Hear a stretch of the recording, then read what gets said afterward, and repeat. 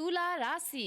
तुला राशिको लागि विपरीत लिङ्गीको कारण केही मुद्दा मामिला झैझगडा, मान सम्मानमा हानि त्यस्तो हुन सक्छ।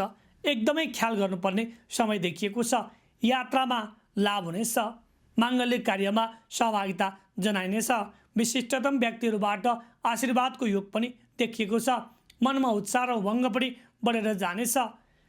जग्गा जमिन, कृषि, पशु पक्षी, चौपाया आदिबाट लाभ पनि मिल्ने देखिन्छ। कुनै पनि ठुलो कम्पनीमा जागिरको योग पनि रहेको छ।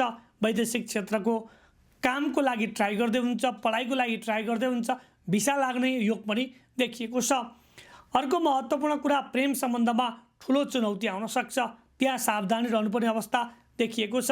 कर्म क्षेत्रमा भने मान सम्मान वृद्धि भएर जानेछ। ईश्वरीय आशीर्वाद पनि तपाईँलाई रहने देखिन्छ। त्यसै गरी जग्गा जमिन किन्न खोज्दै हुन्छ, घर बनाउन खोज्दै हुन्छ या बनिसकेको घरलाई नयाँ बनाउन खोज्दै हुन्छ, त्यो पनि तपाईँको लागि राम्रो देखिएको छ। गाडी मोटरसाइकल किन्दा पनि विशेष सचेत रहनुहोला। सेयर मार्केट, लटरी, चिट्ठा, सट्टेबाजीबाट केही धनराशि गुम्ने अवस्था पनि देखिएको छ। मनोबल भने उच्च रहनेछ। नयाँ नयाँ चिजमा लगानी गर्नु तपाईँको लागि राम्रै हुनेछ।